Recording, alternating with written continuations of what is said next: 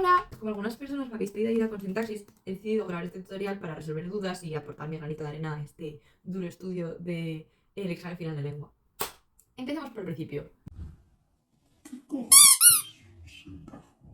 No es más que una palabra o grupo de palabras que cumplen una función dentro de una oración. Y ese apellido que llevan, pues nominal, adjetival, adverbial, preposicional, etcétera, va a variar en función del tipo de palabra que sea el núcleo.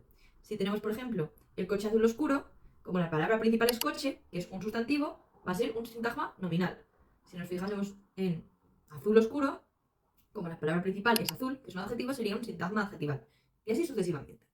Entonces, una vez tenemos el sintagma y el núcleo, que son el resto de palabras, pues bueno, tendríamos en este caso un determinante que solamente refuerza cuál es el género y el número del núcleo, sería el coche, pero no añade información, y todo lo que no sea ni determinante ni el núcleo es un término adyacente y puede haber más de uno. Por ejemplo, si dijéramos el coche roto, azul oscuro, por un lado tenemos roto que nos da la información de, pues, no nos podemos imaginar el coche roto y otra nos está dando la información del color. Son dos términos adyacentes, pero los dos nos están hablando del mismo núcleo.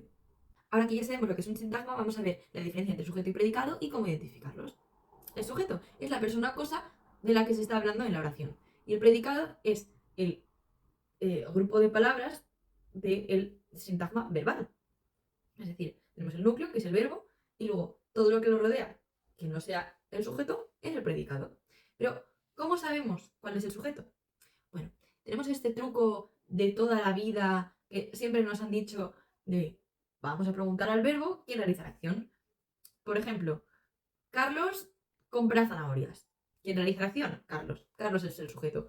Pues este consejo no vale. ¿Por qué? Porque habrá casos en los que sí que coincida, pero no es una regla infalible. Porque, por ejemplo, si nosotros nos dan me gusta el helado de turrón, podríamos decir, vale, ¿a quién le gusta el helado de turrón? A mí, primera persona del singular. Yo, sujeto omitido, y, y ya está, y tan contentos. Pero estaríamos equivocados porque la forma de saber cuál es el sujeto es cambiando de número el verbo. Si cambiamos el número del verbo, que sería en este caso gusta, me gustan, porque está en singular, lo pasamos a plural, los helados de chocolate. Lo que cambiaría serían los helados de chocolate, no la persona de la que estamos hablando. Por eso, el sujeto no tiene por qué ser una persona, también puede ser una cosa, como en este caso.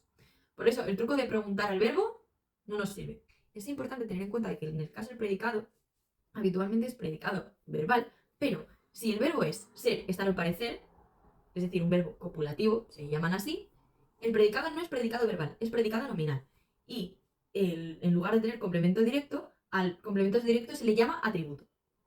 Ahora bien, ¿qué es un complemento directo? Pues sería la persona, animal o cosa sobre la que recae la acción del verbo. Por ejemplo, Jorge chuta el balón. Cambiamos de número el verbo, chutan, y vemos que el sujeto es Jorge. Jorge y Antonio chutan el balón. ¿Pero qué es el balón? El balón es lo que están chutando.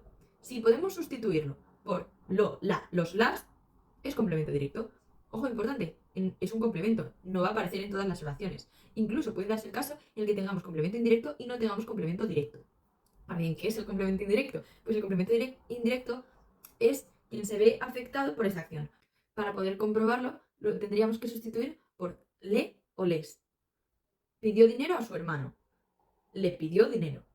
Dinero sería el complemento directo, a su hermano complemento indirecto.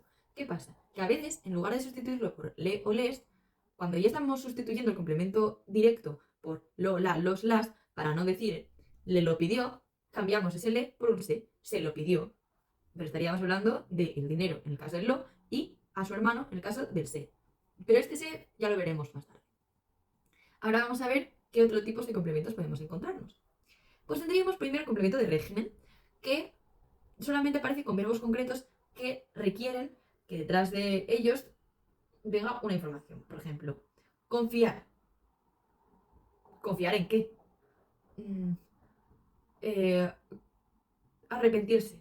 ¿Arrepentirse de qué? Entonces, ese complemento que va a venir detrás sería el complemento de régimen, porque es un complemento que nos piden ciertos verbos y siempre va a venir precedido por una preposición. Con, de, en, eso.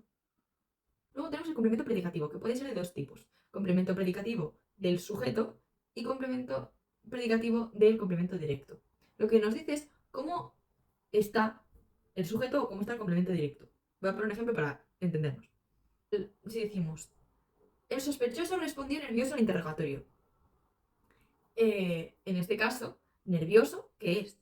Nervioso no es cómo respondió, no es que no nos habla del modo en el que respondió, sino que nos habla de cómo estaba el sospechoso en ese momento. Porque incluso pudo él sentirse nervioso, respondió nervioso, pero que no lo pareciera. En cambio, si dijéramos respondió nerviosamente, ahí sí que hablaríamos de cómo realizó la acción. Otro ejemplo, con el complemento directo en este caso, sería, por ejemplo, vi a Lola muy triste. Muy triste es como estaría Lola, que es el complemento directo. La vi muy triste, podemos ver ahí que Lola es el complemento directo. No es que yo estuviera muy triste y viera a Lola, sino que Lola se encontraba así.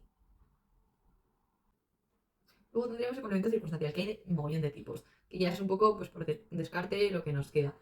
Si acaba en mente, pues es de modo rápidamente, felizmente, ahí sí que vemos que habla de la forma en la que se ejecutó la acción. Tenemos también complemento circunstancial de lugar, pues en mi casa, en Madrid, de tiempo, ayer, hace 2 semanas. Soy en gaitas. Creo que no se ve siempre, pero ya las oigo. No sé, saca la cortina. Hay de muchos tipos. Hay de destinatario, de finalidad, de herramienta, pues con el martillo. Eso es de herramienta, por ejemplo. Y luego, en el caso de que sea una oración en pasiva, por ejemplo, el robo fue denunciado por la policía. El robo es el sujeto y por la policía es un complemento. Es un complemento agente, que solamente aparece en los casos de oraciones en pasiva. Aquí tenemos un poco una idea de qué son los sintagmas, cómo diferenciar sujeto y predicado, cómo identificar cada tipo de complemento. Vamos a entrar en los tipos de se. Existen 7 tipos de se.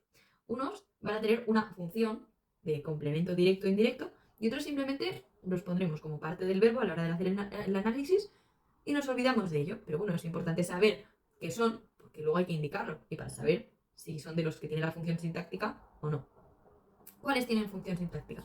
Pues tendrían el se, que se utiliza, como dijimos antes, para sustituir el le, se lo di, por ejemplo, para no decir le lo di, ahí tiene función de complemento indirecto. Luego tendríamos el se reflexivo, que es el que la acción se la está haciendo la persona a sí misma. Por ejemplo, a ver, este ejemplo es un poco feo, pero Jacobo se suicida. Se está suicidando a sí mismo. No es que esté suicidando a otra persona, porque no se puede principalmente. Pero ese se indica que es reflexivo, que lo está haciendo a sí mismo. También podríamos decir se peina. Jacobo se peina a sí mismo. En ese caso, ese se sería complemento directo. Pero, si dijéramos, por ejemplo, Jacobo se peina el pelo, Jacobo se lo peina, ya tenemos un complemento directo, que es el pelo. Entonces pasaría a ser complemento indirecto. Luego también tenemos, la misma situación puede pasar con el se recíproco, que es que la acción sucede entre dos personas. Lucía y Nuria se besan. Es una acción que están haciendo entre ellas. Por eso ese es recíproco. Porque una se la está haciendo a otra y otra se la está haciendo a una. Entonces, te juro que es que oigo gaitas. Es que están tocando gaitas fuera de mi casa.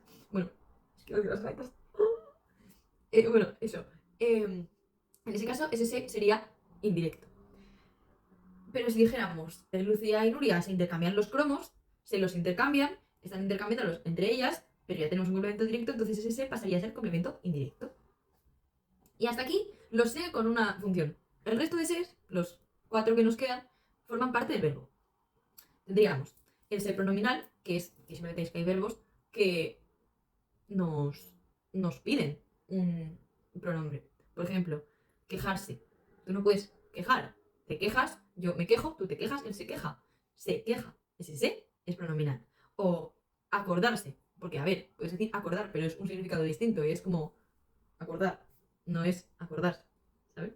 Ese se también sería pronominal. Y formaría parte del verbo. tendríamos el se enfático. Por ejemplo, se comieron 8 platos de macarrones. Puedes decir comieron 8 platos de macarrones, pero el se enfatiza. Por eso, se enfático. Tenemos también el se pasivo refleja, que se utiliza en las oraciones pasivas. Por ejemplo, se vende la casa. La casa no es que se venda a sí misma, se la están vendiendo a alguien. Ese sí es pasiva refleja. Y luego tendríamos el se impersonal. Por ejemplo, se dice que en abril llueve mucho. Se dice. No es que haya una persona concreta que lo diga. Es impersonal. Se impersonal. Increíble, ¿verdad? Llegados a este punto, ¿qué nos queda? Pues amigos míos, nos quedan las oraciones compuestas. A ver. ¿Habrá sonado? Me acabo de crujirte la espalda, qué heavy. ¿Qué hacen las oraciones compuestas? Pues que tienen. No es que nos hagan nada. Bueno, nos hacen querer matarnos. Pero el punto es que tienen más de un verbo. Podemos encontrar dos situaciones. Que sean compuestas, pero estén al mismo nivel, sea como una unión. Y que sean subordinadas. Es decir, que sea como un embarazo. Una dentro de otra. Vamos a ver. En el caso de que sea una unión, podemos encontrar también a su vez de dos tipos. Yuxtapuestas, pues unidas por signos de puntuación, pues por ejemplo las comas o punto y coma. Por ejemplo, me quedé callada, estaba muerta de vergüenza. Ahí habría una coma, me quedé callada, coma, estaba muerta de vergüenza. Pero están unidas. Tenemos el verbo quedé, quedarse, y el verbo estar. Entonces se unen por un signo de puntuación, eso se llama yuxtaposición. Es importante tener en cuenta también que en caso de que estén unidas por palabras que sean como es decir, o sea, con lo cual, todas esas palabras que son como explicativas también son nexos, es decir, uniones de oraciones yuxtapuestas. Porque luego tendríamos, así en el mismo nivel, coordinadas, oraciones compuestas, es decir, de más de un verbo, coordinadas. Que pueden ser de tres tipos: copulativas, que estarían unidas por un i o por ni, en caso de que fuera negativo, que está como sumando información. Fuimos al cine y comimos palomitas. Están las dos oraciones al mismo nivel y se están sumando. O ni fuimos al cine ni vimos ni vimos ni comimos palomitas. También se están sumando aunque el significado esté negativo. Luego tendríamos las disyuntivas, que tenemos dos opciones y sería o una o la otra.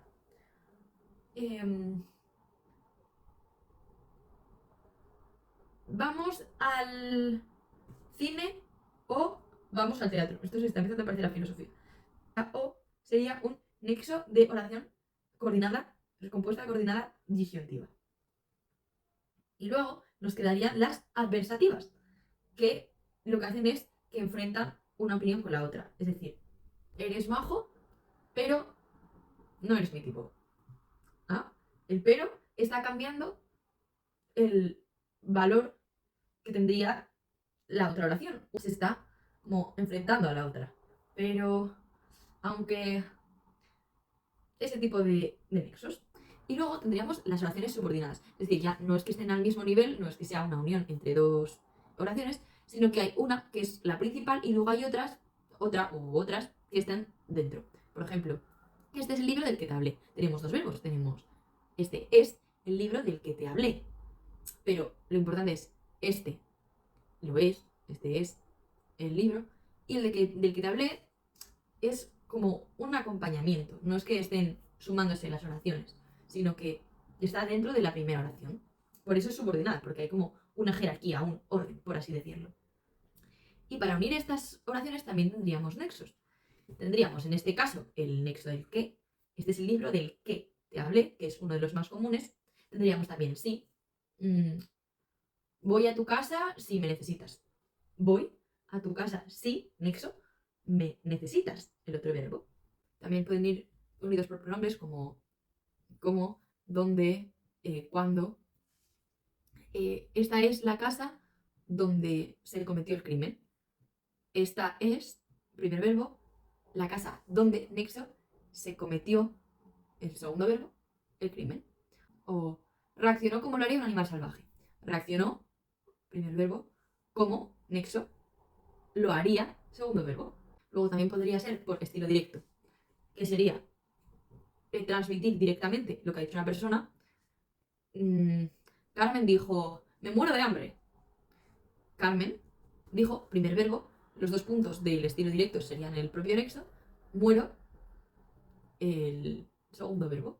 Por último, nos podemos encontrar con situaciones en las que no veamos una palabra como tal que sea el nexo, pero si tengamos un infinitivo que haga a su vez la función de nexo. El infinitivo es el verbo terminado en ar, er o ir. Por ejemplo, leer me hace muy feliz. Podemos ver que no hay ninguna palabra en sí que haga la función de nexo, pero tenemos el verbo leer y el verbo hacer. Y ahí tenemos una subordinada. Eso me hace muy feliz. Leer forma parte del complemento directo. Y es que es el propio verbo el que está haciendo la función de nexo. Y hasta aquí toda la clase. Espero que os haya quedado más o menos claro. Y eso, cualquier duda, cualquier cosa, me decís. Espero que os sirva mucho y mucho ánimo. Un besito. Chao.